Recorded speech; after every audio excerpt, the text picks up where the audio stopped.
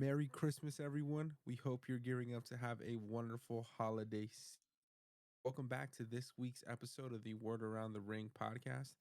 My name is Big Rob, and I'll let my tag team partner reintroduce himself. I'm King Jess, and we're the only podcast more excited than Michael Cole announcing Triple H. Saturday night's main event has come and gone with the holidays quickly approaching us. We have some stuff to discuss, so take it away, brother. Definitely want to start off with going into this last week's Friday night SmackDown. It was an interesting show to say the least. I think it took place in Hartford, Connecticut. The crowd was a little flat to me. I don't know if you feel the same way regarding this last week's crowd. The crowd being a little bit like quiet. Yeah, they just were a little out of it in my opinion, or maybe the match card for SmackDown wasn't the greatest, but it just No, seemed a little stale. I feel like the crowd was a little still that night. Yeah, I don't know. I wasn't really feeling their energy, but I think it was because of the match card. I think they were saving the excitement for the following night, the Saturday night main event.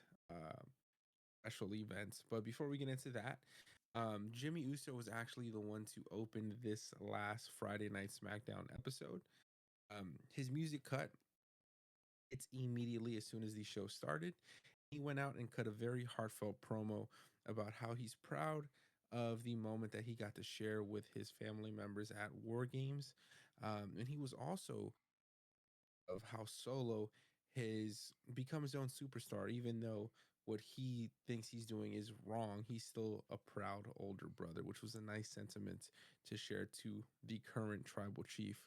Um, but once he let us know how he felt about being back in the ring with his family, he turned his attention to the crowd and he proclaimed that this new year, 2025, would be his year. And he would start maybe by entering the Royal Rumble, hopefully winning and getting his opportunity to main event WrestleMania. While the crowd was getting excited and cheering Jimmy on, Drew McIntyre appeared from out of nowhere and hit a claymore on Jimmy, and proceeded to beat him down until security showed up. Drew McIntyre has been on a rampage. We've seen him attacked now three members of the bloodline: Jay Uso, Sammy Uso, and now Jimmy Uso. So clearly he's out for revenge. How did you feel about Jimmy's opening promo on Friday Night SmackDown? And where do you think, or who do you think Drew McIntyre is going to be attacking next? I enjoyed his promo at the beginning of the show. I think it was a very humbling promo. He came out and he started off with a joke saying, they might have taken out they didn't take out Big Jim, but they took out Big Jim's toe. I thought it was pretty funny. One of the more endearing parts of the brothers is their comedic, specialty to being able to bring that into the ring. So seeing those moments shine, especially in this promo where, he's kind of opening himself up, even acknowledging Solo to a certain point, even though he said, I may not like what he's doing, but I still love him. It set it up perfectly for Drew McIntyre to just come and kick his ass. I didn't see that one coming at all when it happened. I was shocked, but it seems like you said, Drew's been a beast for the past couple months, and we're still building up that beast in him. So it was nice to see him attack Jimmy in a vulnerable moment. It just built him up even bigger. Sure. And I was excited because, as we talked about last week, seeing Drew McIntyre on SmackDown is something that I predicted. And with him showing up and beating up Jim Uso, I was just excited at the prospect. And going into a little bit more detail in regards to that, following this brawl, Nick Aldis showed up and he was talking to Drew McIntyre backstage, sort of pissed off, and he was telling him how he brought him over to this week's episode of SmackDown not for him to pull a stunt like this, but because he wanted to discuss a potential trade and maybe we can, or maybe they can get Drew McIntyre on the blue brand. So that would be extremely interesting if that were to happen. I hope that it does happen. I think it'd be a nice change of pace, but it seems like Drew McIntyre is turning his attention to the bloodline. And anything involving the bloodline, of course, involves the original tribal chief, Roman Reigns. Do you think this will lead to a Drew McIntyre and Roman Reigns showdown one more time? Maybe in the distant future, but right now I think you have Roman tied up in too many storylines already. I think we need to progress those before we even consider a McIntyre Roman anytime soon. Fair, fair, but I would be lying to say if I wouldn't be looking forward to that match if it happens again, especially following the fact that Drew McIntyre never got his rematch following his loss against Roman Reigns. Roman Reigns' championship match at Clash at the Castle. That was the debut of Solo Sikoa when Solo attacked and saved Roman from Drew. Drew never got that rematch, so I think he has a lot of story there amongst themselves as well. But you're right, there is a lot of current storylines that are taking place with Roman, and maybe adding Drew to the mix doesn't make the most sense at this moment, but definitely a match that I would be looking forward to if it does happen. But speaking of matches that are going to happen, Roman Reigns had a video package this week on Friday Night SmackDown as well. I would say a very well directed cinematic experience that we got from Roman this last week, where he was going into detail of how he lost everything over the course of the last year from the moment that he lost his championship against Cody Rhodes at WrestleMania 40. He lost his Wiseman, he lost his bloodline, but most importantly, he lost his Ula Fala. And he tells Solo in this promo, in this video package, he tells Solo that Roman didn't earn, or sorry, he didn't take the Ula Fala. That was um, given and granted to him by his father and his uncle, because he was deemed as the leader of this family, the one individual that's supposed to take this family to the top of the mountain. And Roman was just reminding Solo that that Ulafala does not rightfully belong around Solo's neck. It belongs to Roman. So Roman challenged Solo Sikoa to a match on the first episode of Monday Night Raw on Netflix. Um, how did you feel about this announcement and this promo? And who do you have winning this match on the first episode of Raw on Netflix? I'm a sucker for a backstage promo. I think I've made that pretty much clear. I loved when they used to do this back in the day with people like The Undertaker or people like, Eddie Guerrero, JBL. They would like call out their opponent and they would have these backdrops. They weren't ever like too complicated or anything, just simple with some great lighting. And it would be an impactful way to call out their opponent. And I feel like they used this perfectly for Roman Reigns in this situation, and it leads up to a huge match. I'm really excited for this match. I think this will be the match of the night. Um, and I know I'm gonna sound like a broken record, but I think Roman wins this, and we finally see The Rock return for this, man. I think it's time. I know I've been saying that for weeks, and I've been saying that for the past couple events, but this fool's been missing, and we need to progress the storyline. And what better scenario than Roman winning back the Ulafala? So I'm excited for this match. I think Roman wins this, and like I said, I think Rock returns at the end of it, but we'll have to wait and see. We're gonna have to wait and see. I definitely think that we're gonna get a Rock appearance during this match here, especially with the first episode happening on Netflix. I do want to disagree with you though. I don't think Roman is gonna win, and I'm not so sure Mm. Solo wins. I think it may end in a disqualification or um, a no contest. I think The Rock's going to surprise both Solo and Roman, and take the Ulafala for himself. I think that's where this will be headed. We're gonna have to wait and see, like you said. I don't see Roman winning. I also don't see Solo going over. I think this ends in a no contest with The Rock involving himself and ultimately taking the Ulafala, staking the claim as the real tribal chief. So we're headed in a direction in a world where there are three men who consider themselves the tribal chief. We are going to see how that plays out. But I am just so excited at the fact that I'm going to be in that building when this match takes place. And if I do hear the Rock's music hit, I'm going to be fucking excited. It's going to be a blast, and I cannot wait. I was so happy when he announced this match. He said, I think in the promo, he said, you know, For some, January 6th is just Raw on Netflix. Me, January 6th, it's trial by combat, Tribal Chief versus Tribal Chief. I got so hype. I was so excited. So I can't wait for that match to take place, and we'll see where the Ulafala is headed following that.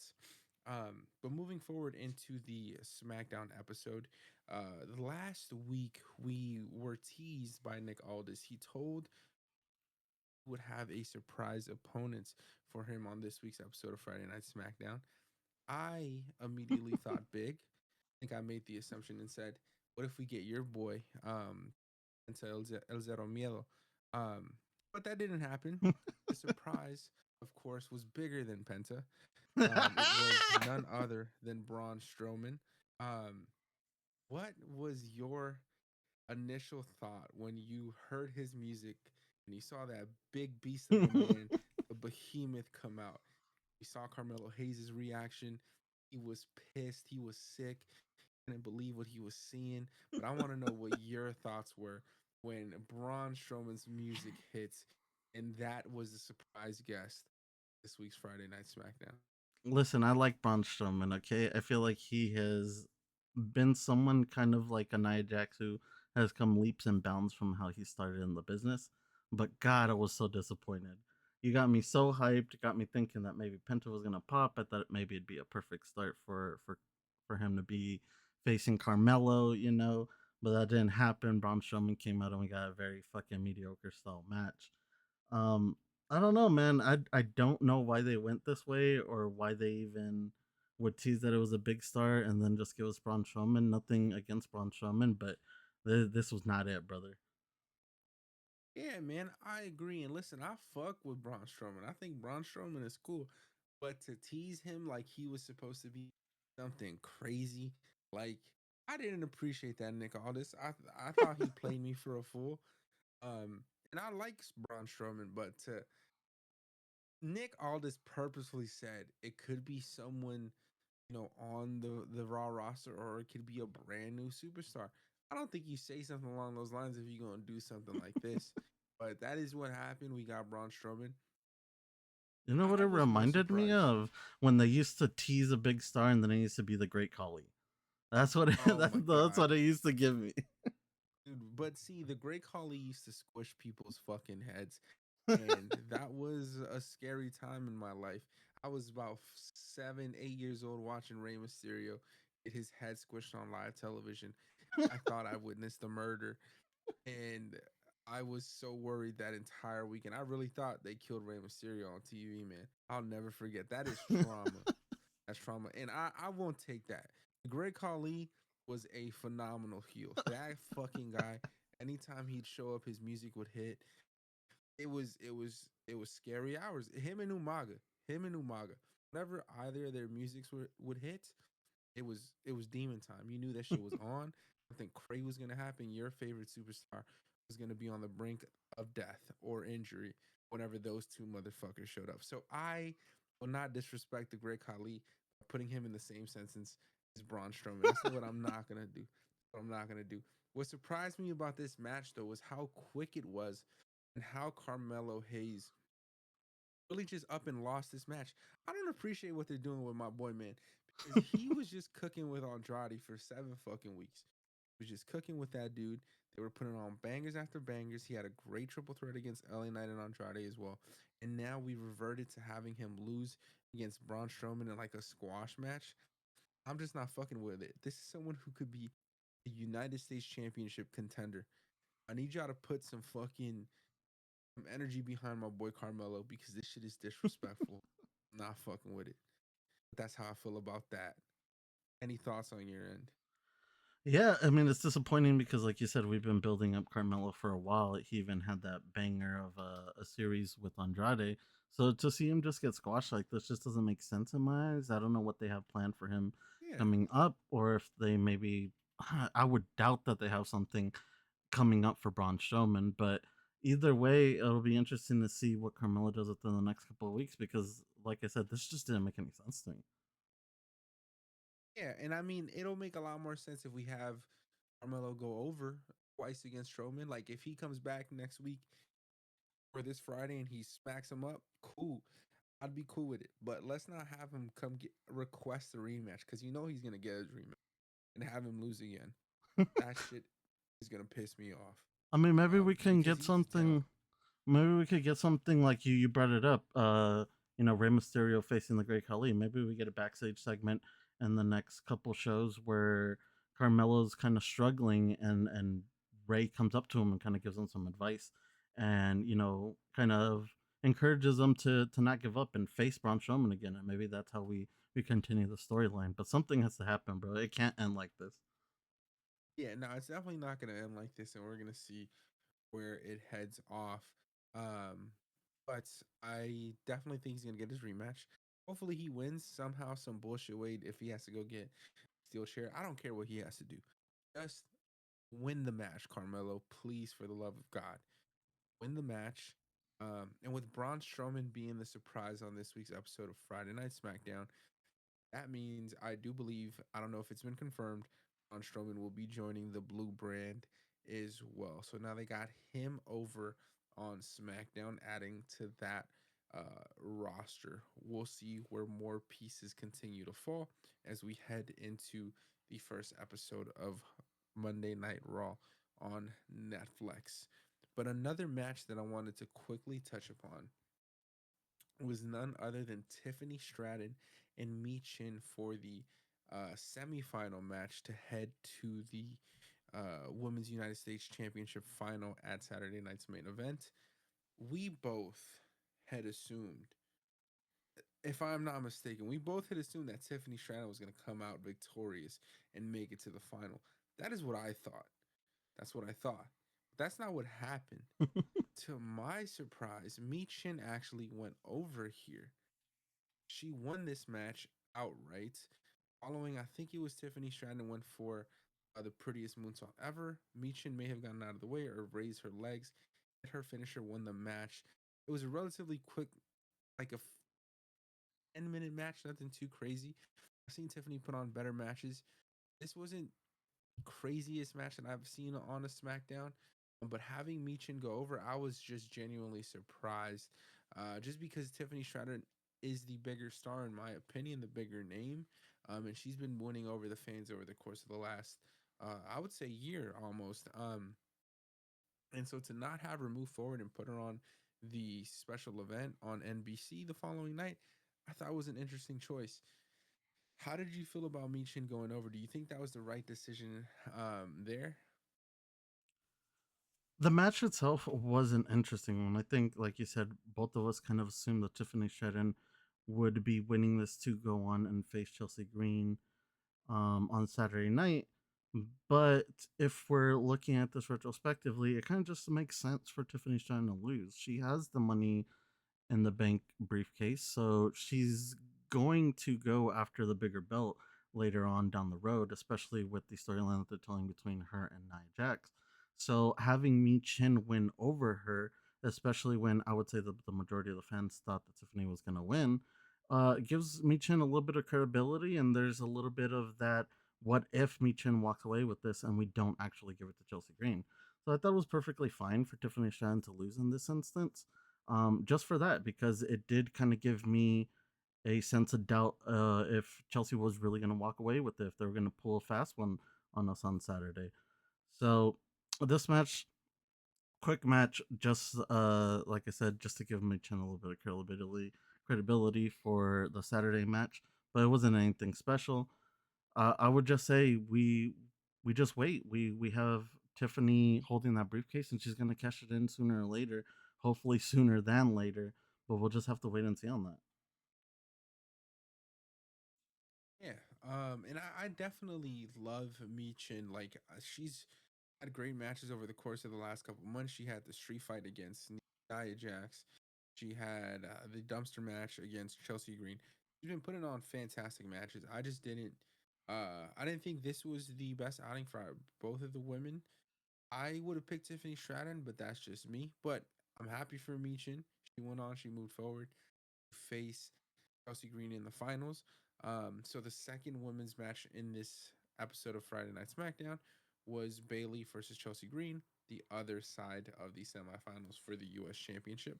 And as I just spoiled, Chelsea Green did end up beating Bailey for this match. Moving forward, I know you must have been so excited when you saw Chelsea Green won.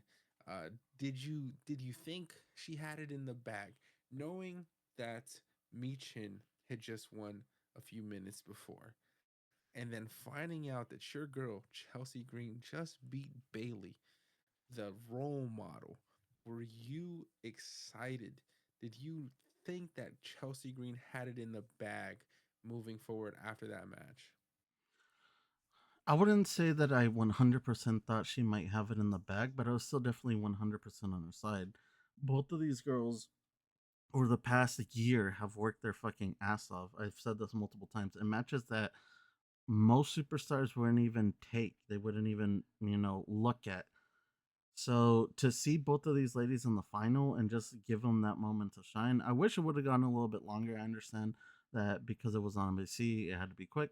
But these two ladies, with the time limitation, still shined, and we'll talk about it when we get to Saturday night. But Chelsea ended up winning, and everything's right in the world. Everything is right in the world. But yeah, I when I saw Chelsea Green win, I got nervous. I immediately thought that, like we discussed last week, I thought that the route they were gonna go was Tiffany Stratton cashing in. Um, she had just lost to Mi Chin, so I thought that may have been the case, but that is not what happened at Saturday night's main event. And like you said, everything is right with the in the world. Chelsea Green is our Women's United States champion now. With that being said, happy to jump into Saturday night's main event. How that entire show went. It was hosted in the Nassau Coliseum in Long Island, New York. Um, Interesting match card. I was definitely surprised. Before the show started, I went on to NBC. I checked how long the show was going to be, and I was surprised that they only gave them 2 hours. The way they were describing this or promoting Saturday night's main event, I thought it was going to get the full pay per view treatment. When I signed on to Peacock at like 3 p.m., I thought we were going to get the pre show. We didn't get that. So I was nervous. Oh, shit. What's happening? We don't got a pre show. The fuck is going on? That usually isn't the case, but it happened to be the case this weekend. What did you think about the show being limited to 2 hours? Were you surprised at that fact? Were you expecting a pay per view level or a pay per view duration type show? I was. I thought we were building this up to be a PLE style show, and it seems like moving forward, we're gonna have this event a few more times throughout the year. I know we have one coming up in January. I don't know how much more they'll use it past that, but it was interesting to not have it a pay per view length, especially with the card that we were presented. I know that you brought up that there was no pre show. I had logged in to Peacock maybe 30 minutes before the event started, and we were just hit with the event will start soon splash logo screen.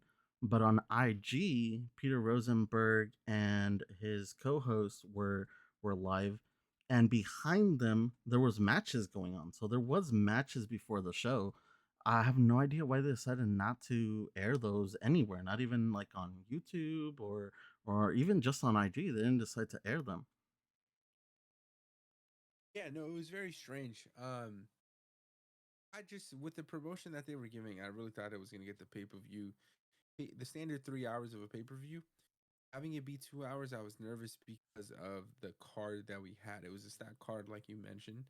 Um, Overall, I did enjoy the show. I thought it was a great addition. You mentioned that there is another Saturday night's main event coming up. There is that Saturday night's main event will be taking place weekend before the weekend before the Royal Rumble. So Saturday, January 25th. And then that following weekend, February 1st, is the Royal Rumble. So interesting choice. From what I've been reading, I believe NBC and WWE have an agreement. It's for Saturday night's main event. They just did the first one. It's one per quarter. Um, and NBC actually selects the dates. So WWE doesn't have a say on when or what date they get to pick these events. That's all up to NBC, which is interesting. Which is also why the next Saturday main event will be a week before the Royal Rumble, which makes me a little nervous because we might see some matches that could have been placed on the Royal Rumble at that Saturday night's main event, but we're just gonna have to wait and see. Going into the show, the first match of the night was Sami Zayn versus Drew McIntyre, which was I thought was probably the best match to start the card. In my opinion, I was looking forward to this, especially following Drew McIntyre's attack on Sami Zayn the previous week on Monday Night SmackDown. It was definitely a action packed match. It was high paced, which I thoroughly enjoyed. The match started with Sami Zayn coming out of the gate swinging on Drew McIntyre. And the crowd was loving it. They were into it, and it was a fun way to start the match. And of course, Sammy is just that underdog character, that underdog individual that all the fans love. But Drew McIntyre, that is the definition of a wrestler. Just the ultimate fucking build. And you just knew when Drew would find the slightest of advantages, he was going to take it and he was going to use it and he was going to ultimately just throw Sami Zayn around this match for the majority of the time. There was after about the first 4 minutes, Sami Zayn ran out of offense, but Drew just turned it on. He caught him. Sammy was trying to do his famous springboard crossbody outside of the ring, but Drew McIntyre caught him and he threw him over the announce table.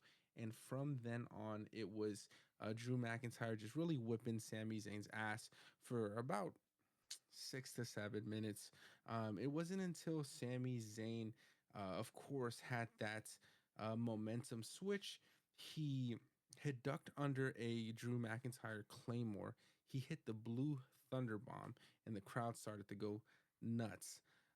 He hit a blue Thunder Bomb, went for the 3 count, but of course he didn't get that. Drew McIntyre kicked out.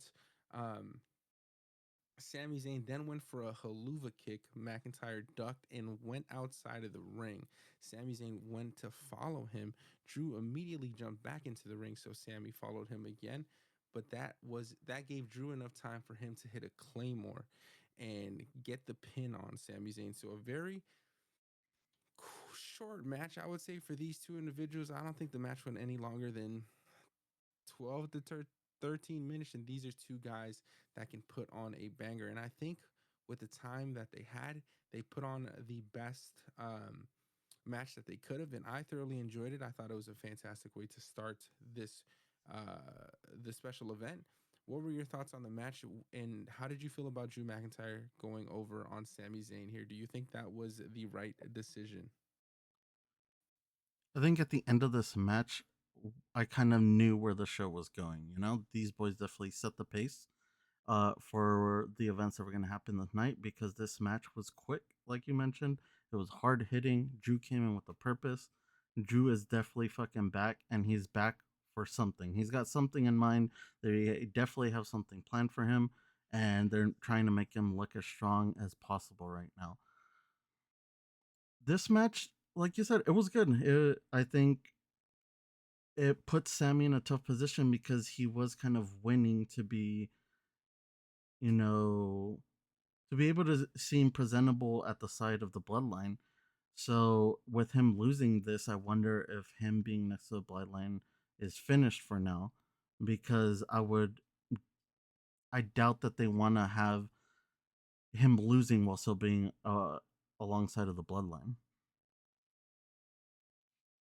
I don't think so. I think it's a loss that even a Jey Uso or a Jimmy Uso would have took as well. Like if it would have been any other bloodline member beside Roman Reigns, it would have lost against Drew. So I don't think it affects his standing with the bloodline with the Brotherhood. I think he'll be fine.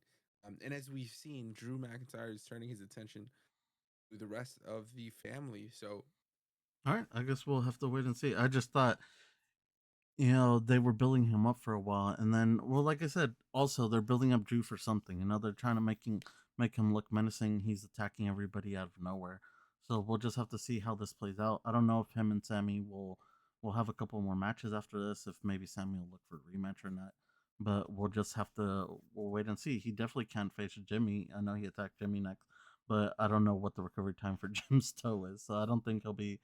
I think we might get a Sammy match before we get a Jimmy match.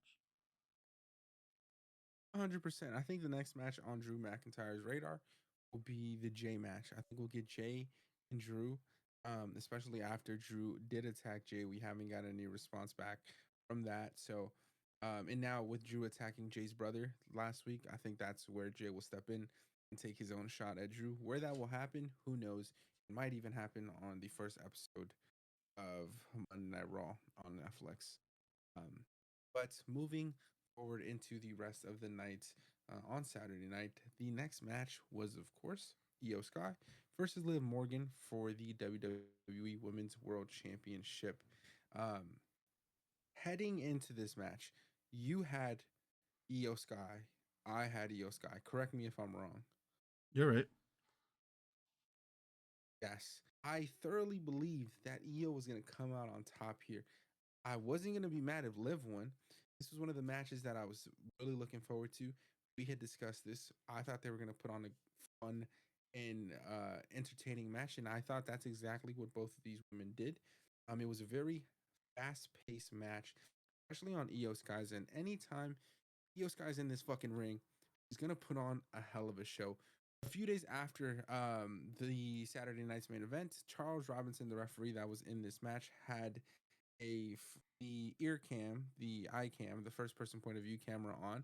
They released some video of this match, and it was just fucking great. Io Sky's every move from the top rope. There's a reason why they call her the Queen of the Sky. She has the missile drop kick that she hits off of the ropes. Um, Her moonsault as well is fucking great. And so seeing that in first person, if you haven't seen it yet, guys should go check out WWE's Instagram. There is that first person video of the referee in this match, and it's just fantastic. Io Sky's talent is out of this world.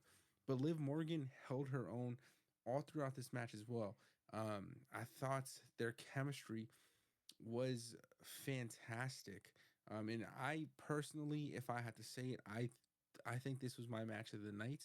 I really did enjoy Io Sky versus Liv Morgan, and the way the match ended really was when Io Sky went for her bullet train attack, which is when she hits like the double knees on an opponent who's laying down in the corner. Um, Liv had moved out of the way, hit a backstabber, and then this she went for the pin, but Io kicked out. She wasn't done. She came back with a few German suplexes that were pretty brutal. I think she hit a it was a triple German suplex, and the crowd really did enjoy that. And then Io went up to the top of the rope, but she slipped. I don't know if this was meant to happen or if it was an accident, but she did slip. She caught herself, and she recovered pretty quickly. And then she went ahead and hit that bullet train double knee on Liv Morgan, went for her final over the moonsault, but Liv was prepared. She got her knees up and reversed the move, hit her finisher, Oblivion, and just like that, Liv had defeated Io Sky in a clean match. No help from Dominic Mysterio or Raquel Rodriguez either, which I can appreciate. Um, Io prior to this match was 6-2 in all championship matches, and so adding another loss to that column, she's now 6-3. Have to give Liv Morgan her credit here. What were your thoughts on this match? How did you feel about it, and do you think they made the right decision with Liv going over on Io Sky? I think I'm with you. I think at the end of the day, either one of these ladies winning was going to be perfectly fine with me. I did want Io winning just because I do think Io's an ace that they have, and she should be being pushed a lot harder in the company. I think she's proven herself time and time again, even with them sending her overseas to represent the brand, wrestling on another brand. So I was kind of disappointed that she didn't win, but at the end of the day, Liv winning just gives her another more credible win. Especially like you said, I don't know if they announced if the Judgment Day and Damage Control were barred from ringside, but it was good that they didn't come out because it just makes Liv's win look that much more credible in the eyes of the fans. So another big win for Liv. I wonder where she's gonna keep going from this. It looks like we're gonna get another Rhea versus Liv match, which I'm fine with that as long as this is the last time that we're gonna do this. Yeah, I think unfortunately for Liv's title reign, which I have enjoyed, I think it's over. I think Rhea's gonna go over on Netflix.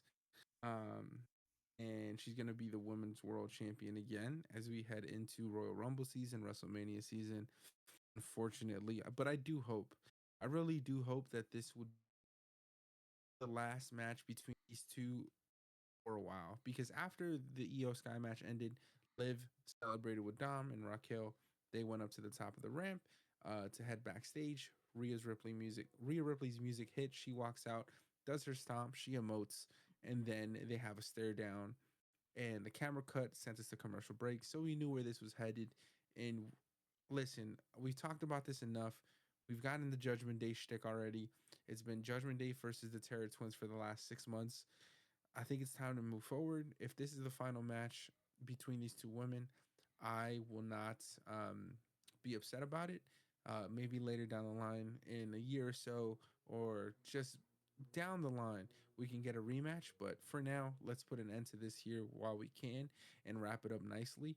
Um, I do want to bring up the fact that there's been a couple moments now over the last few months, last few weeks when Liv cuts promos that she brings up the fact that she retired Becky Lynch, and she said it twice.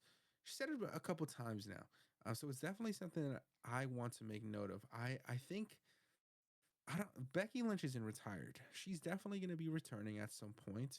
And with Liv continuing to make these remarks, I wouldn't be surprised if Becky makes a return at Monday nights, at this episode of Monday Night Raw on Netflix, and causes a distraction, giving Rhea the opportunity to finally beat Liv. And maybe that'll be a great way to move Liv beyond Rhea, put her in another match with Becky, maybe, and then we go from there. What are your thoughts on me fantasy booking that?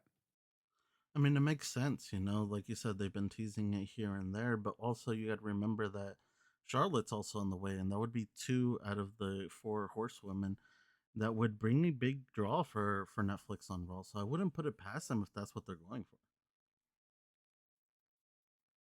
Yeah. We'll have to wait and see. Charlotte making her return is definitely on the cusp. It's on the horizon. It's going to happen sooner rather than later. I A lot of returns. There's going to be a lot of returns. Some of these are going to have to be saved until Royal Rumble, but I think the Becky Lynch thing makes sense for Liv and getting her out of the Rhea storyline. But that would only put her back in a storyline with someone that she's already had a few matches with. So she's stuck in that trope there. But hopefully we can get Liv into a new feud somehow, some way. But Michael Cole also expressed that the year Liv Morgan has had can put her into running in consideration for Superstar of the Year. She has been the WWE Women's World Champion for over 200 days. She was the inaugural Crown Jewel champion. She retired Becky Lynch. She's beaten Rhea Ripley multiple times, and she's had a hell of a year. She's beat Io Sky. She beat Nia Jax. She beat Tiffany Stratton. She's had a hell of a year.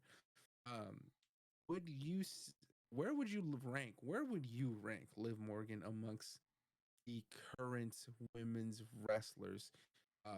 Where do you have her in the top three, top four? Is she out of your top five? Like, what are just your overall thoughts on the reign that she's had, the year that she's had in 2024? I mean, she has to be at least top five with the year that she's had. At least for this year, I would say she's top five females. There was a point in time that we suffered a lot of injuries where a lot of big superstars went out. And I feel like that locker room really stepped up. And one of the people that really stepped up in the time of need was Liv Morgan.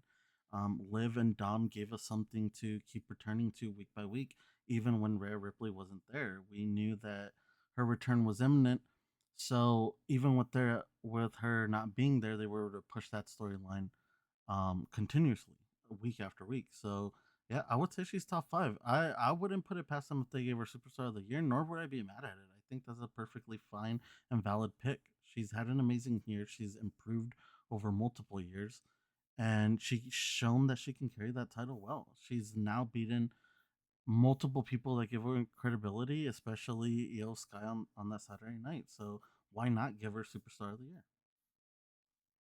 Yeah, she's been on a tear. I'm happy for her. I remember watching her like 2018, 2019 when she would come out with the fitted hats on. She was doing the New Jersey girl gimmick, and to see her and her growth, and clearly Triple H loves her and appreciates her, and he's put the Crown Jewel Championship on her, and now has continued to put her over with her current championship reign. I would not be surprised if she does take home Superstar of the Year, at least on the women's side. But overall, I really did thoroughly enjoy that match, um, and I not mad at the outcome. And hopefully, Io Sky somehow, some way, makes her way into a title picture soon. Again, she's deserving of it, but I'm not mad at the outcome. At the end of the day, both of these ladies put on a fantastic match. Following that match, we get one that I was nervous for a little bit, the World Heavyweight Championship match with Damian Priest, Finn Balor, and Gunther. I did have Gunther winning this match before we headed into it. Can you remind me who you had winning this triple threat? I had Finn Balor winning this. Damn, son, that sucks. That would have been nice. That would have been nice. But like I just spoiled, Gunther did come out on top. Of course, the ring general, which I was very excited for. But overall, this match was nonstop action. It was a fun match. Um, all throughout between these three individuals. I think we, of course, at the majority of this match was really between Finn Balor and Damian Priest. These two have history together back from their Judgment Day days, or when Priest caused Balor to lose a championship match against Rollins, and all the times that Finn Balor has costed Damian Priest's his match against Gunther for the World Heavyweight Championship. So the majority of this match, I feel like the focus was on them two. They really didn't pay as much attention as they should have on Gunther. And this really in position to win because there was a point in this match um, towards the latter half where Gunther just got tired of it. He turned his attention to Damian Priest, sent him outside of the ring, and there was the steel steps that were already separated from the ring post. So there was one half of the steel steps. Gunther, of course, kicked Priest in the core, powered him up for his famous power bomb, and threw him on top of the steel steps. So Priest was down and out for the count. He then went ahead and took his attention towards Finn Balor, went back into the ring, hit him with a power bomb as well, pinned him, won the match, and it was over. It was probably the longest match of the night. I think they gave him about 20 minutes 20 minutes between these three individuals. I was very happy that, again, we didn't have any Judgment Day interference. It was a clean match. Gunther went over on both of these guys. I'm a big fan of Gunther. I'm glad he finally won a match without having any outside interference or unnecessary help, because that is the most important thing when it comes to Gunther is preserving the legitness of his title reign, of his wrestling abilities. And so to have him go over on both of these men, I absolutely loved. I'm also very happy that Damian Priest is not a world heavyweight champion at this moment in time. Sucks for Finn Balor, but as long as Gunther kept it, I'm cool with it. How did you feel about this triple threat match? Where do you rank it amongst the three matches that we've talked about so far? Where do I rank your shit? Let me think about that one. I would have to say that. Look, I'm gonna say that I'm happy that Gunther won. You know, I'm always gonna be happy that Gunther wins. He's a flagship staple right now on the show, so I don't. I've said it multiple times. I don't think that there's a reason to take that belt off of him. But I did think that this match would have probably been the safest way to take it off of him. But they have other plans, and I'm happy with that because we're seeing Gunther in a state that we haven't really seen him. He's in a very vulnerable state where he's doubting himself a lot, and I think it's good because we saw him on top for so long. So seeing that character development come from him is something that I like seeing them do. These two or these three gentlemen, I was worried about the match length just because of seeing how long the other matches were going throughout the night. I was considering there's a lot to tell within this match with so little time, but I think they knocked it out of the park. I think they used the time allotted to them perfectly, especially given the chance that they took it to, like you mentioned, progress the storyline between Priest and Finn Balor more than anything. They took their eyes off the prize, and that allowed Gunther to sweep in later and get the win.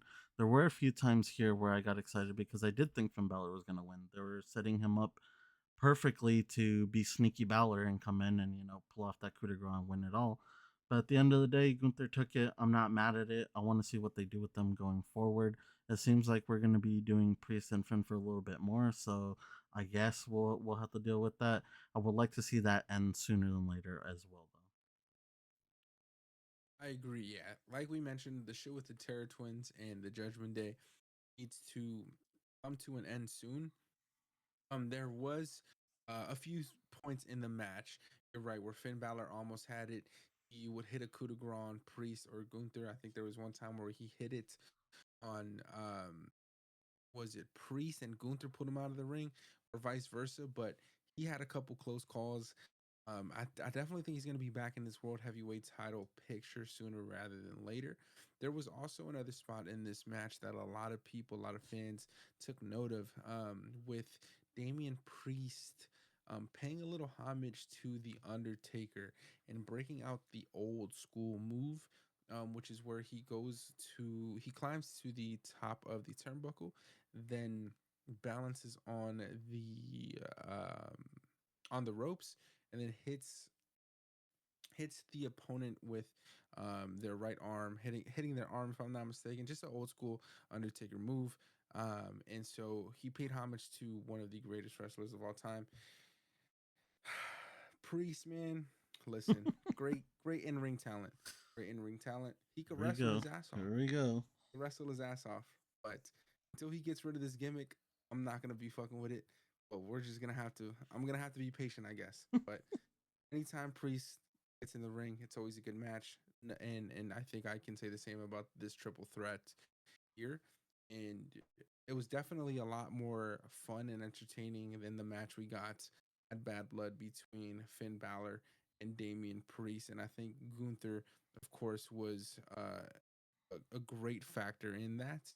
But I think there's definitely another match that's going to happen between Balor and Priest, and I hope that one is 10 times better than the one they had at Bad Blood. And I think this triple threat showed the potential of a match they can put together again if and when they do decide to put that on a card.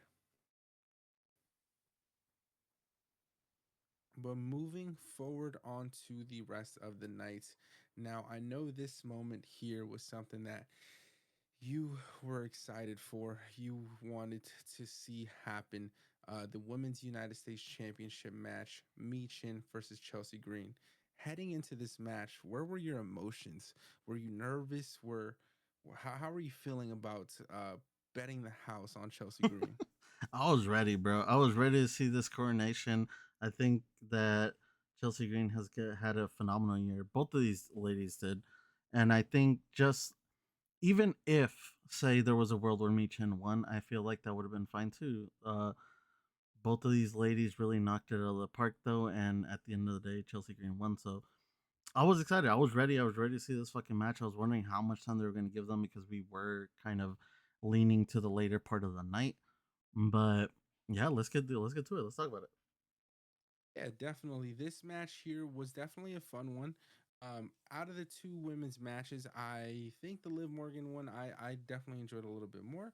But overall, Mi Chin and Chelsea Green, it was a fun match. It had all the back and forth drama that you would expect from these two women. I think the biggest factor of this match, of course, was Piper Niven. The thing that we love about Chelsea Green is she's going to play into that sassy character, that individual that needs help and is going to win this match by any and which way. And Piper, of course, was there to help Chelsea Green out, causing as many distractions as she could. And which is why I think Michin ultimately lost this match.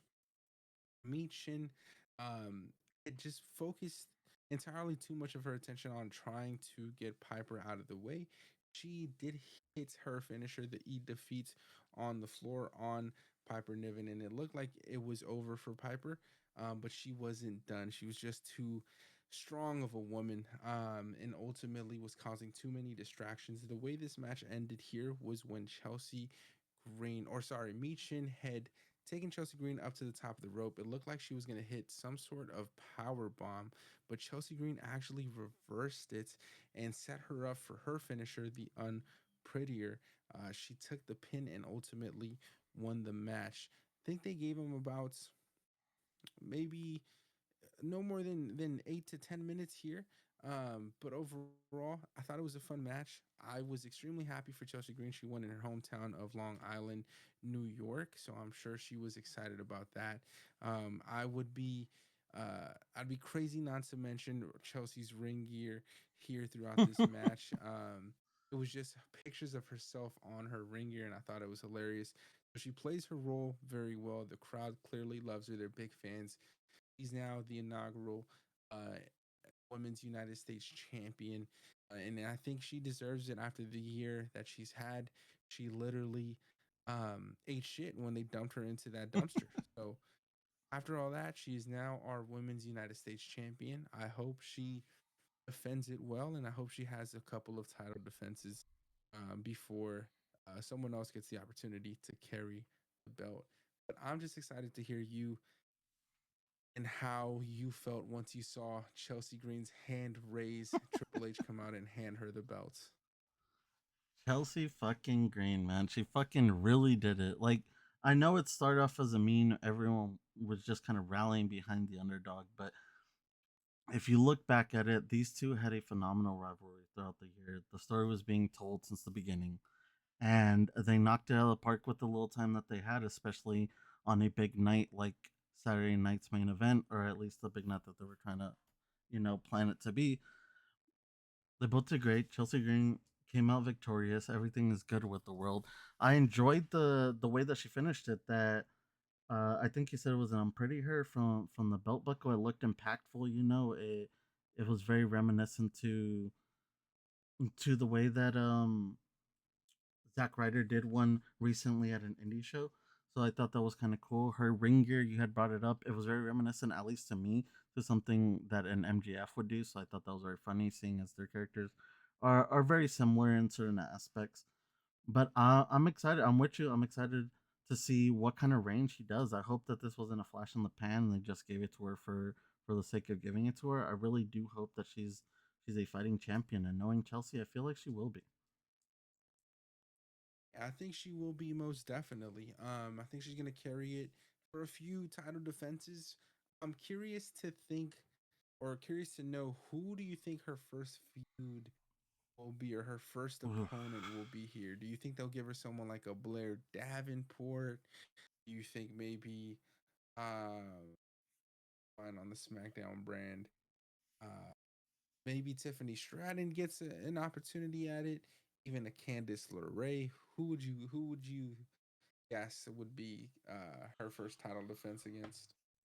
That one's rough. I think you have to start looking at the people that she's interacted with recently. And to be honest, I wouldn't even be mad if they allowed her to have a small rivalry to start off against Mi Chen. Have Mi Chen say that she won unfairly using the help of Piper Niven and just have them feud for a little bit and then plan out where you want to take her from there. You mentioned a bunch of phenomenal names. I would love to see her against someone like Candice LeRae. I feel like Candice LeRae has been making moves slowly but surely. So let's see what she can actually do when she's put any rivalry against someone with a belt. Yeah, I think Blair Davenport is someone who would be a good first feud with as well. We haven't seen her on TV in a while. Bringing her back to the fold would be nice. And giving Chelsea the opportunity to defend the belt against her would be fantastic. But we'll have to wait and see. We also have the transfer portal, so maybe someone from who is currently at Raw will come over to challenge for that United States Championship, or maybe even someone who's on NXT currently, um, like a Roxanne Perez when she does get called up. But I am happy for Chelsea Green. She won it in her hometown. We've talked about this. WWE loves to mess with superstars when they return to their home countries or when they return to hometowns, but this time they played it right. We I had brought up the fact that Tiffany May had cashed it in. They didn't go that route, which I can appreciate, and that makes me excited for Tiffany as well. That just means that clearly they're gonna put the fucking the WWE Women's Championship belt on her, or she's at least gonna challenge for it. And I'm excited for that prospect, and I can't wait for that to happen. They've been doing a really good job with Tiffany Stratton in terms of, at least for me, when I'm watching these scenes, Nia Jax being a bully, being an asshole, treating her like shit. I'm like, nah, Tiffany, you need to get that contract. You need to smack her upside the head with it, and you need to cash that fucking shit in, and you need to stop playing these games. And so we're getting more and more impatient. I think she's gonna crash out and ultimately cash in relatively soon, but she's not the center of attention here.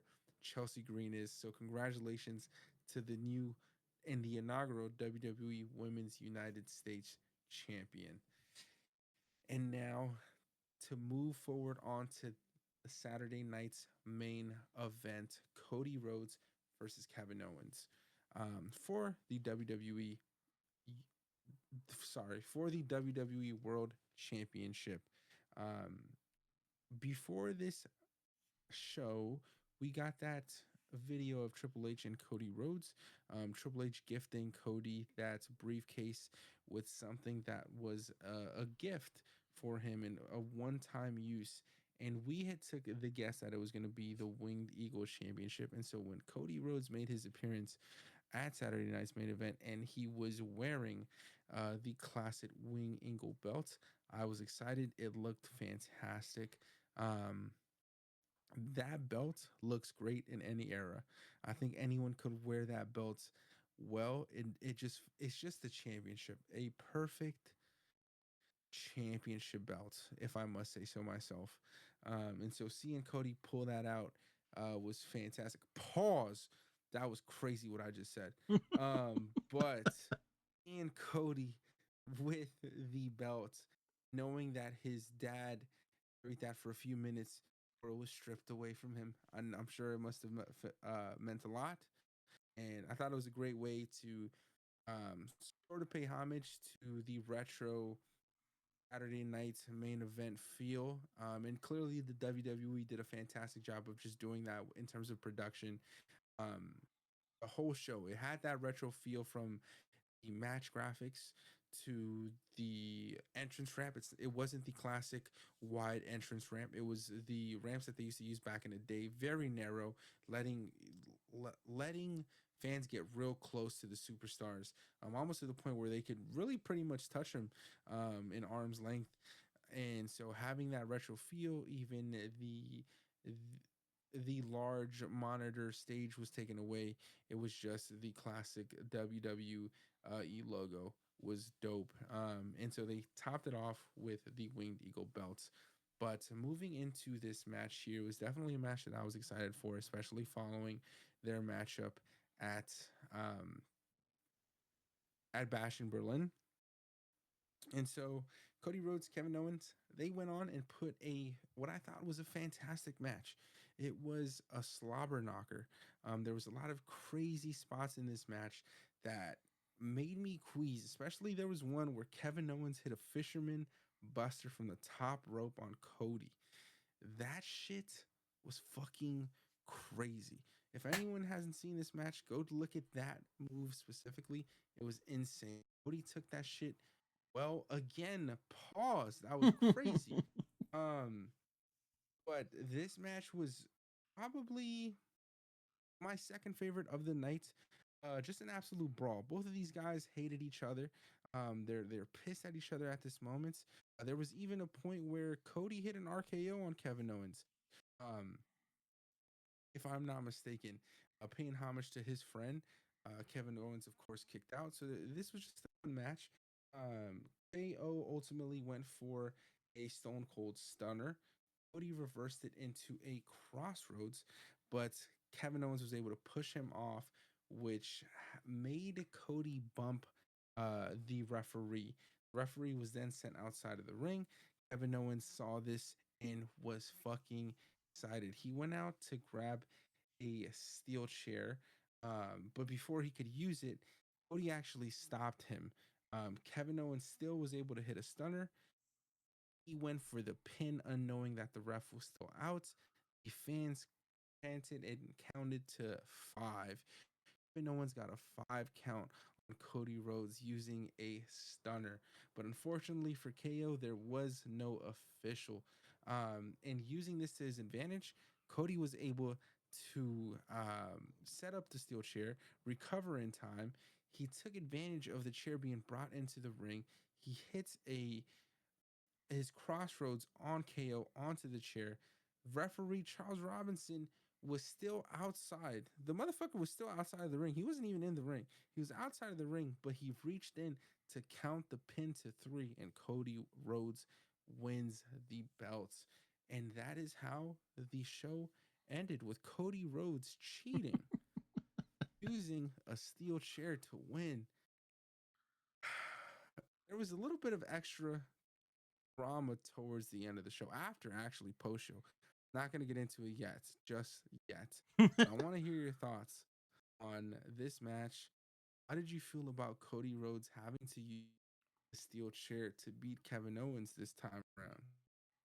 This match was great. I feel like it's hard to have a bad match between someone like Cody Rhodes and Kevin Owens, especially with the background that they have with each other. You know, they face each other multiple times. They clearly have this in ring trust with each other that they know that they can, take the match really any direction that they want while they're in it. So this, with the time allotted, again was something that I was worried about. We were getting towards the end of the night, and I could only see that timer keep ticking down, and these fools, were taking their sweet time to get down to the ring, which of course you kind of want to at these special shows, especially when you had brought it up, you have this retro feel to it. And before I get into the match, I do want to bring up, you mentioned that there were, they had the old ramp and the old, they they didn't have the giant screens up on top of the ramp. They had this whole retro feel. I think we need to mention the great job that Joe Tessitore did, paying his homage to Mean Gene and dressing up like Mean Gene while he was next to the commentary table with Jesse the Body Ventura. So great on him. I thought that was something along with the wing belt that kind of brought the night together. But let's get into the match. Or let's wrap up, talk about the match. These boys knocked it out, and with what happened at the end, it only progresses the story going forward. As well as Cody actually reaching for the chair and using it. I've said it before, we're going to get heel Cody sometime in the future. I don't think we're nearly ready for it, but we're laying the bricks now. And I think that's perfect because, as we've seen as of recent, WWE loves their long term storytelling. And what a great package it'll be when they start revealing, the dark path that eventually turned Cody. Yeah, you've been aiming for this for a while. You want Cody to turn heel. I don't think it's gonna happen anytime soon. It's nice to see the little tendencies. He's playing into the gray area. He's playing into the gray area, but I don't think it's gonna happen anytime soon. If it does happen, too much money on the merch to be had. The kids love Cody, and I don't think they're gonna mess with that at all. They're gonna keep that money train in motion. But I do like the fact that he's playing in the gray area. But definitely was interested when I saw Cody pull the chair and use it to his advantage. But Kevin Owens wasn't going to stand for any of it. He was pissed. Once he got his shit together, once he recovered from taking the Cody Cutter on the chair, and he saw Cody Rhodes was celebrating in the ring, the crowd was cheering. He was over here waving the Winged Eagle belt. AO wasn't having any of it. This dude came in and hit a Canadian destroyer on Cody. The move that took out Randy Orton, that still has Randy Orton on the injury reserve. We don't even know when Randy Orton is supposed to be back. He might have some broken bones in his neck with the way Kevin Owens hit this last Canadian destroyer. But this Canadian destroyer on Cody, this one looked nastier than the one he hit on Orton. And the crowd went silent. They couldn't believe what they just saw. KO has gone crazy. He hit the destroyer. Then uh, they had medics rush into the fucking ring, put Cody on a stretcher. Cody wasn't moved. I don't even think Cody moved for about since he got hit. He didn't move. Didn't move a muscle. To my knowledge, the brother's probably paralyzed right now. I still haven't seen Cody move a muscle since that hit. But when they put him on the stretcher, KO hilariously picked up the winged eagle belt. Then he went to go step on top of Cody while on the stretcher and raise the belt up. And I thought that shit was hilarious. The crowd booed. They were pissed. But what was crazy was some of the people in this audience started to chant, "You deserve it." Cody Rhodes, bro. They started to chant, "You deserve it." I was so shocked. I could not believe they've already started this shit, man.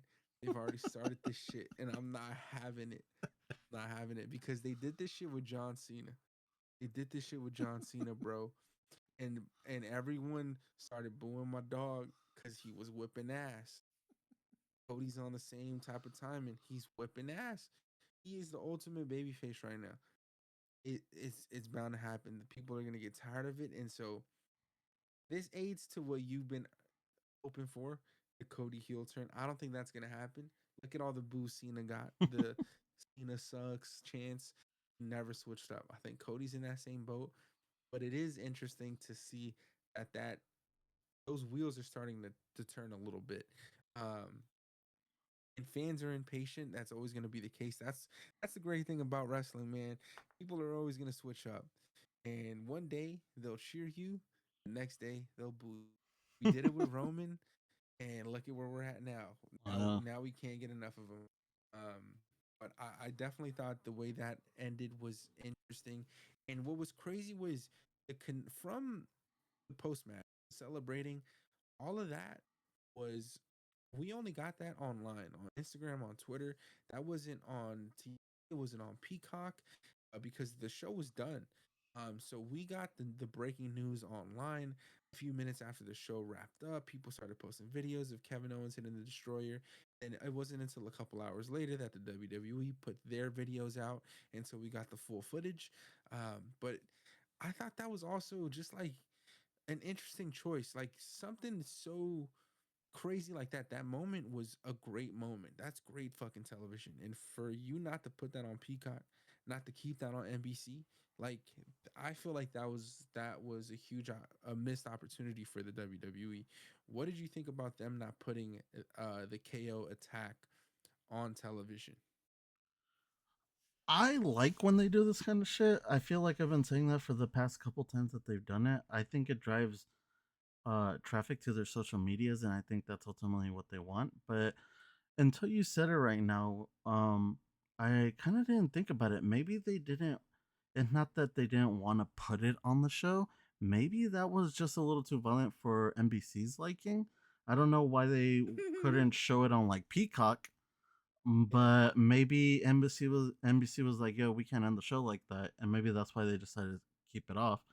But again, I think it's just a great way for them to drive traffic to their social medias. It gives you a different way to engage with the product and also engage with different fans in the comment section. And I like when they do this kind of shit. So that didn't bother me. I felt like this spot was very impactful though, in order to kind of progress the storyline going forward. And with Kevin Owens, like you said, grabbing the belt and inevitably just taking it, that's where we're going. This isn't over between these two, and I think we have quite a road to go. Yeah, I think that we're gonna definitely get a third match. This is gonna be a trilogy. Selfishly, I hope that this trilogy ends at the first episode of Monday Night Raw on Netflix. That would be awesome. I'd be able to see that live.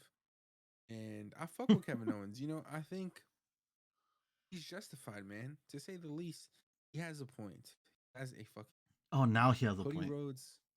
Nah, bro, I've been said he has a point. I've been said he has a point. Cody Rhodes, he switched up on them. He switched up on the boys, the ones that carried him, that lifted him up against Roman Reigns in the WrestleMania 40 main event. And for him to sort of stab him in the back, I can understand the frustration. Ayo, he might be he might have some anger. He just might. But Maybe. but he's not wrong. So he is justified. And now he's walking around with the Winged Eagle belt, calling himself the true rightful WWE champion. Um, I definitely think we're gonna get this trilogy. Hopefully, selfishly, I get it at the debut Raw episode of on Netflix, or maybe we'll get it at the Royal Rumble. We're gonna have to wait and see until they let us know how long Cody Rhodes is out for, if he's even going to be able to ever defend the championship again, with the way he took that Canadian destroyer. But that puts a bow on Saturday night's main event. I want to ask, out of out of five, what would you give the special event? Hmm. I would say that in the with the time that they were given and the match card, I feel like they did perfectly fine. So I would rank this a 4. I would say a 4 out of 5 is where I'm staying at this, just because at the end of the day, they did kind of bill it like a bigger PLE than it ended up being. But that was just because they didn't really make the circumstances that they're working with kind of clear. If they would have told us, hey, this is, still old school rules, this is taking the allotted time that Saturday Night Live would take, then I feel like we would have understood and we would have been more informed at how the night was going to go. So going into the night and seeing that we were going to get a quick, fast night was a little disappointing, but the superstars came through. And I think at the end of the day, this was another great PLE that WWE put together. Yeah, I would give it probably a 3.5 out of 5, 3.5, 3.75 out of 5. Okay. I enjoyed it. I thought it was a fun 2 hours. Thought it was a glorified. I wouldn't call it a PLE. I'd call it a glorified Monday House Night Raw, show. like a really good Monday Night Raw episode with no promos being cut, just straight wrestling. I can get behind it. I can get jiggy with it. I can appreciate it, and I'm looking forward to the next Saturday night main event. We'll see what we get at that event there. But all in all, I did enjoy it. It was a fun show, and I think it brought some eyes that weren't previously watching WWE television. I read the reports. I think the pay per view reached 2.2 million viewers Phew. on Saturday night. So brought a lot of eyes towards towards the product, and hopefully got them some new fans. I'm sure it did. Heading into Monday Night Raw of this week, just a few points that I want to touch upon here. Continuing to build the card for the first episode of Monday Night Raw on Netflix is Seth Rollins versus CM Punk. Is that has now been officially announced taking place on this show. Now, before we started recording this episode today, you and I were having a discussion. You, I think, were being a little disrespectful and Here we go. saying that Here we this go. this match here, Seth Rollins and CM Punk, isn't a money match. This match here isn't a WrestleMania main event worthy match. I disagree wholeheartedly, but I want to hear from you. Why don't you think this match here is a money match? What is it about it? What is it about these two individuals having a fucking battle doesn't yell money match to you? It's not that these two having a battle doesn't yell money match. I don't think the money match is happening now. I feel like this is going to be the first bout of many in their rivalry. So this being on Monday Night Raw, yeah, it's gonna be a barn burner. These two boys are gonna go out there and they're knock it out of the park. I mean, you have someone that we talk highly about all the time, Seth Rollins, versus someone that the industry just kind of has grown to love even more with the past couple of years that he's been in the company, and he's kind of turned this new leaf in CM Punk, you know. So this match at the end of the day will be a great match, but I don't think that this is a match that you'll be raving at by the end of the night on Netflix on Raw. I don't know, man. Listen, I think I think it's going to be a better wrestling match than Roman Reigns versus Solo Sikoa. I Okay. will say that. I would say that I think this match will be a better wrestling match. Yeah. Um, and we'll have to see the way the rest of the card plays out. I I would think that this is going to be that episode's main event. I don't think Roman and Solo is the main event of that show. I think Wow, really? Seth and CM Punk. Yes, I think Seth and CM Punk will main event this episode, Sure. and that is considering The Rock returning. I understand that, but I think that there is a lot of money to be made with these two progressing this feud into WrestleMania, because let's not forget this was supposed to happen at 40. Punk, I think, was supposed to win that Rumble and go face Seth Rollins for the World Heavyweight Championship. Mm-hmm. But that's not what happened. We'll never know. But I think this is the opportunity to uh, amend that, make those things right. CM Punk has been chasing the WrestleMania main event his entire career, and I think this is his best opportunity. I think both of them know it, and I think there's a lot of money to be made. But on this specific episode of Monday Night Raw, these two guys had um, a promo battle. CM Punk actually started this episode out. He came out. I think the episode took place in Boston. He was giving them a lot of love, a lot of admiration, as he's been doing recently with a lot of these crowds. He was telling the fans that Seth Rollins is just like them. He's a CM Punk fan. That guy's been a fan of mine for years and years and years. He even asked me to train him at some point. So just taking shots, little broing Seth Rollins, really being like, bro, I don't even care about you. You so worried about me. I could give a fuck about what you and you're doing. I'm here to main event WrestleMania. Um, he told him verbatim, just because you grew up idolizing me, putting on a pair of wrestling boots does not make you CM Punk. You belong in the audience with the rest of the CM Punk fans. He was being disrespectful. And when he said that, Seth Rollins, of course, came out on the mic laughing, made his way through the audience. He was already in the audience. He was in the crowd. Punk, of course, poked fun at him. He said, "Look, you're already where you belong." Um, and these two started going back and forth. But I think Rollins got the last laugh when he told CM Punk, "This fan has got more WrestleMania main events than you ever will," and that's a fact, Phil. And that was the last straw. CM Punk and Seth Rollins then made their way to each other. They started brawling all over the arena. Um, and it was a fantastic way to start the show. Later on in the night, Adam Pearce made the announcement that it would be official. CM Punk and Seth Rollins would be facing each other first episode of Monday Night Raw on Netflix. And I was thrilled. I was thrilled. I was excited. I get to see Roman and Solo. I get to see Punk and Rollins now, Cena. This is great, great. But what were your thoughts on the opening promo of this opening segment here, and just the shots that CM Punk was taking at Seth Rollins, calling him a fan, letting him know like you're my little brother, if anything, is a little disrespectful, but shout out to Rollins for holding his own and letting him know, listen, I have a WrestleMania main event. I already did what you've been chasing whole career. How did you feel about this exchange here? Yeah, some of the digs that Punk took at Rollins were, I think we're starting to see a little peek at behind the curtain at where we might get Raw Netflix. They're really starting to lean into being mean with it. And I guess we've learned now that if you want to get, CM Punk's attention, you just gotta cut on Phil because that really tipped him off. After everything that Seth Rollins said, the one thing that got CM Punk moving was being called Phil.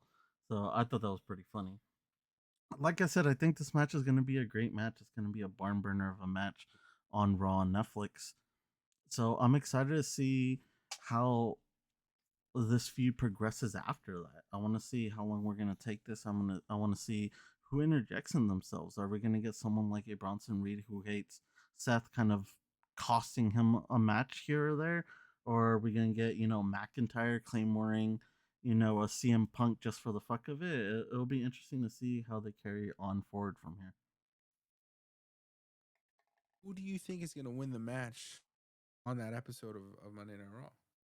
If you had to bet Fuck, right that's now, a rough one. you have to put money on it right now. I don't think Netflix wants. Oh, fuck. I don't think Netflix wants CM Punk losing, because I think CM Punk wins I disagree. I think Seth it. Rollins is going over, and I think Seth Rollins goes over. He beats CM Punk, then he turns his attention back to the World Heavyweight Championship. He faces Gunther for that title at the Royal Rumble. Mm-hmm. Beats Gunther. Mm-mm. CM Punk wins the Rumble. CM Punk versus Seth Rollins at WrestleMania 41. Oh, listen, I 10 steps ahead of the game. Listen, when it happens, just don't get mad when I say I told you so. is this the When it first? happens. Is this the first? No, I guess your first big Rob prophecy would have been, the one you did last night. So I guess this would be the second big Rob prophecy for Netflix on Raw. But with the match of CM Punk versus Seth Rollins at Mania, for the belt, is that your first Mania prophecy? I think that's what we're gonna get. I All think right. we're gonna get All right. Seth and CM Punk. That's what's gonna happen. You heard it We're gonna here have to first. see. We're going to have to see. But moving more into the rest of the episode of Monday Night Raw, I want to bring up what I thought was a funny ass segment with the New Day and Rey Mysterio. Kofi Kingston and Xavier Woods were backstage, pulling up to the locker room, and let me tell you, these guys turned their back on Big E. Decided that they're gonna be assholes, and they upped their wardrobe.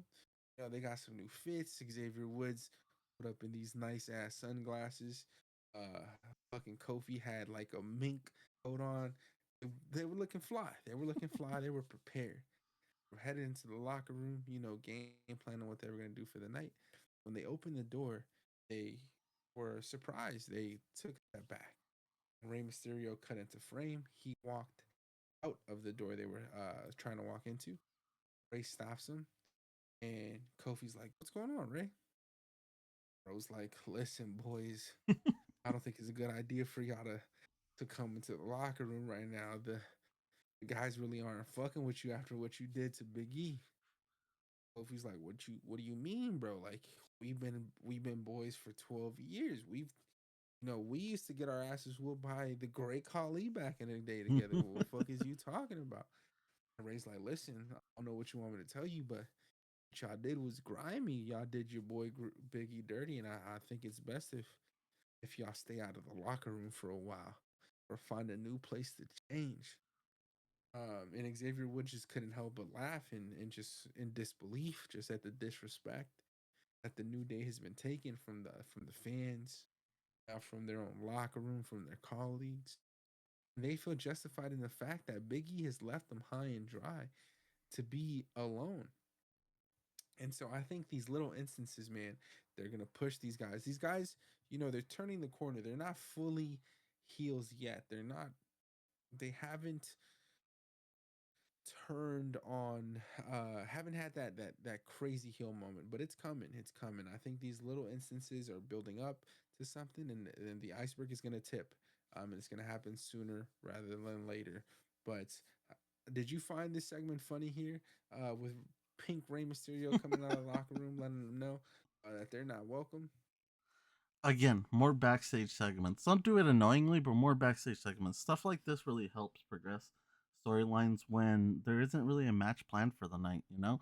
We didn't get much New Day past this, and I think that's perfect because we are in a situation where the two people that can be active in the ring are in a team together, you know, and the third person that they're going up against is kind of not medically cleared yet. So having something like them being kicked out of the rocker room is not only hilarious, but it progresses that storyline forward. So yeah, I thought that it was hilarious. I think it shows the kind of weight that Rey Mysterio carries still in the locker room, that he just came out and said, "Boys, I don't think you should do it," and they didn't even bat an eye to try to force their way in. You know, they kind of just said, "Well, if Rey Mysterio told us so, we probably shouldn't go in there." You had mentioned that they switched it all up, not fully, but you know they had new digs on. I think it fits them perfectly. I think they went a little over the top with them, and that fits great for what they're trying to do right now.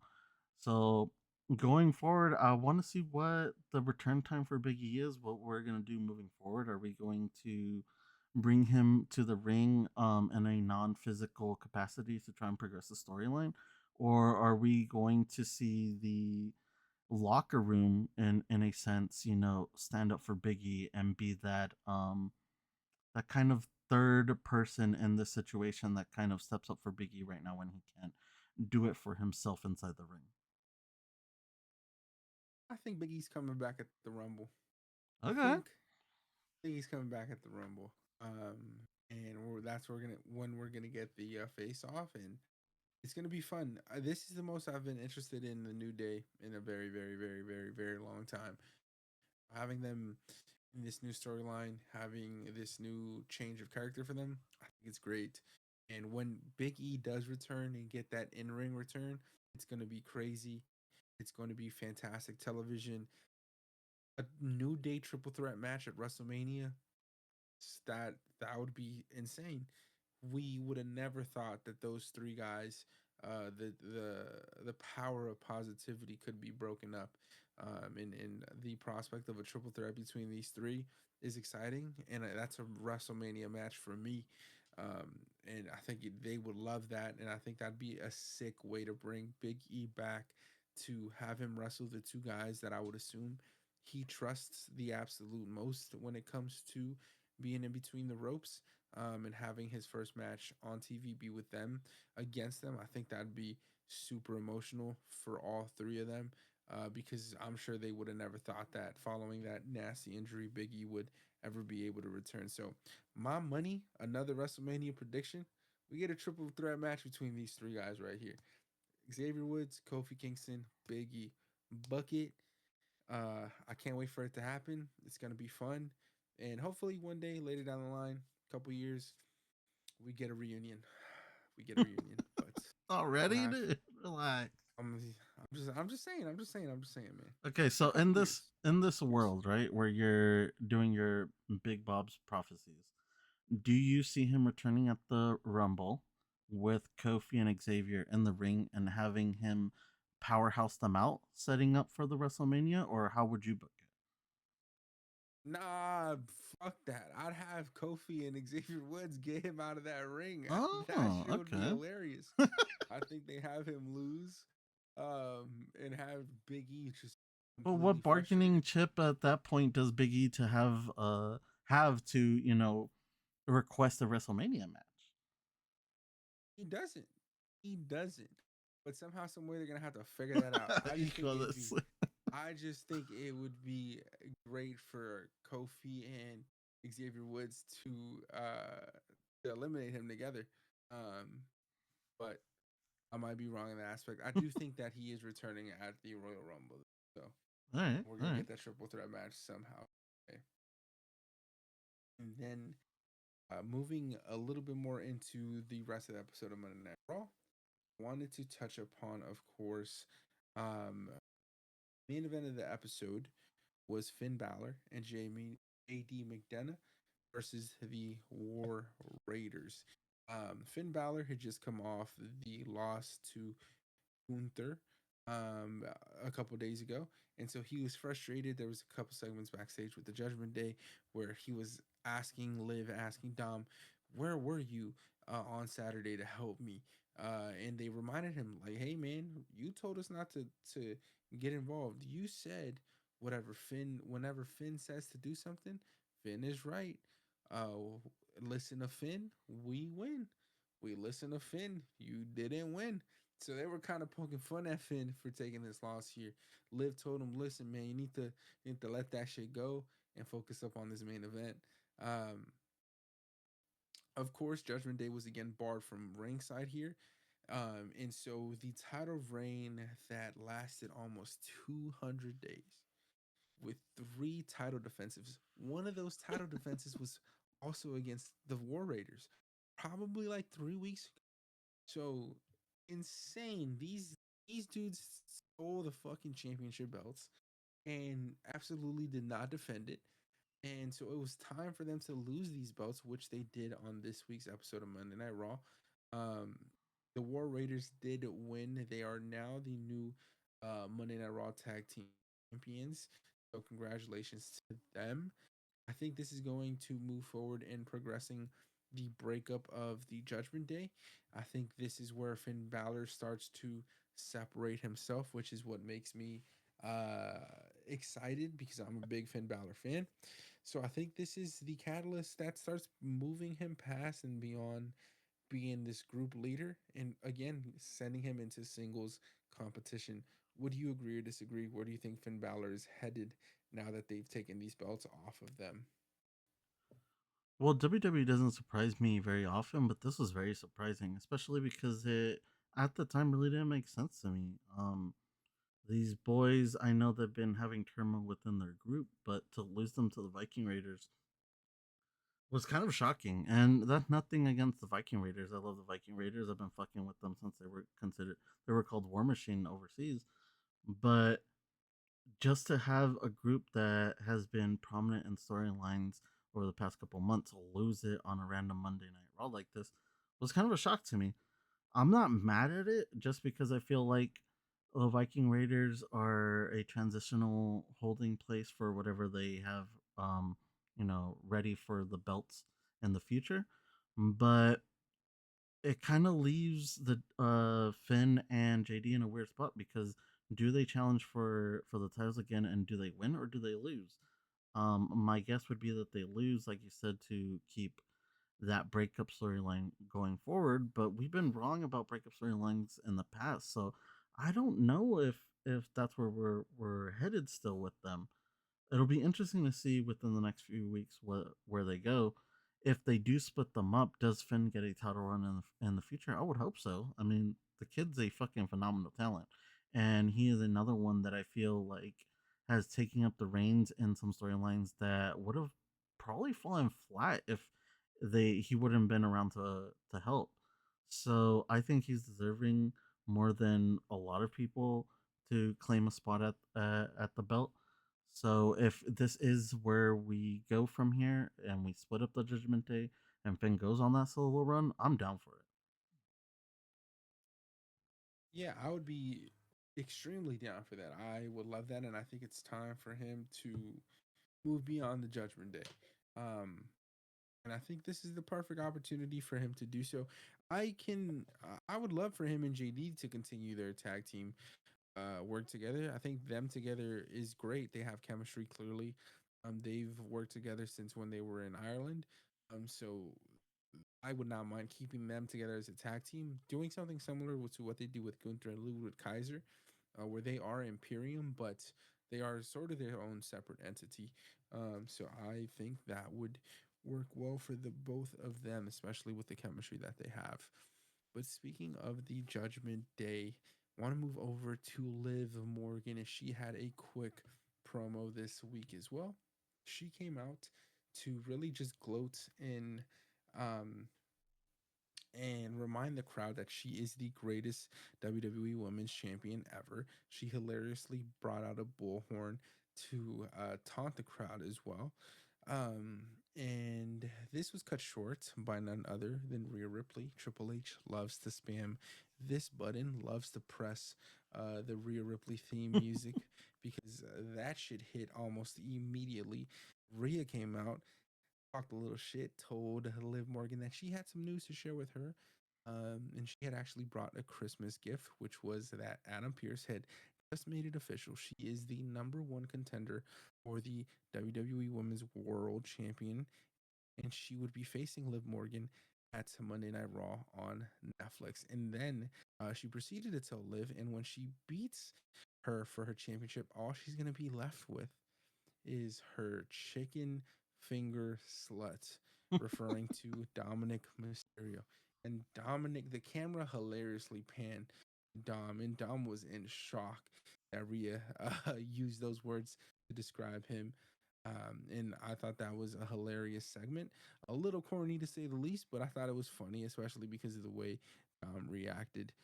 But that match has now been made official. Liv and Rhea, we already discussed it a little bit earlier, but just wanted to touch upon that funny moment there.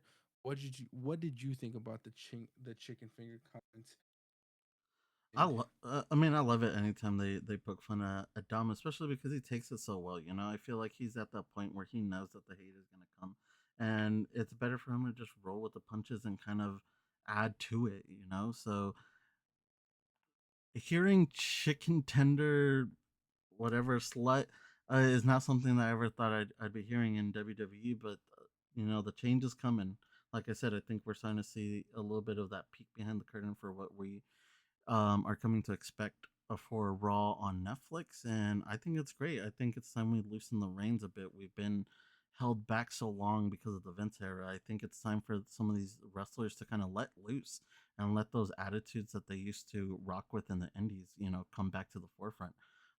We didn't talk about it during the SmackDown one, but I feel like someone like Johnny Gargano is someone that can really use that because he cut a promo when they went heel on SmackDown, and I feel like Gargano is great at it, or Ciampa is great at it, but Gargano leaves something to be desired as a heel, you know.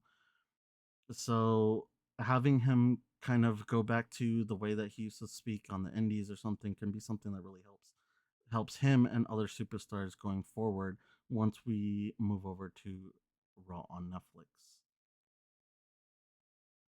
yeah, it's definitely going to be an added factor to the entire production and the way that stars can like play in the gray area. I think it's going to be, like you said, it's going to be fantastic for someone like Johnny Gargano that just leaves a little bit more to be desired in his heelish ways. So it will definitely be a benefit. But I hope it's not a detriment in the fact that we need to push so many boundaries that we forget where we just were, making the transition from PG to TV 14. I don't know if they made it official that it's TV 14, but they're definitely going to be a little bit more lenient, I would assume. Um, but hopefully they find that middle ground, that gray area that they could play in. But then you have people like The Rock who come in, start cussing people out on promos on Instagram, and just he has his own set of rules. It doesn't fucking matter, and no one's gonna tell him shit because he's on the board. He's the big boss. But excited to see how Monday Night Raw on Netflix and the new restrictions and just the leniency that superstars will have moving forward as we head into a new era. With that being said, I think that wraps up all the topics, all the matches that I wanted to discuss with you this week. Anything that I may have missed that you wanted to bring up? Yeah, of course, the big one, dude. What are you talking about? We can't leave here without talking about the potential tease that we got of Penta Ah, El Zero Miedo. I'm extremely excited. As soon as you sent it to me, I instantly thought when I saw the zero being crossed out, I thought it was Penta instantly. I really hope I'm right.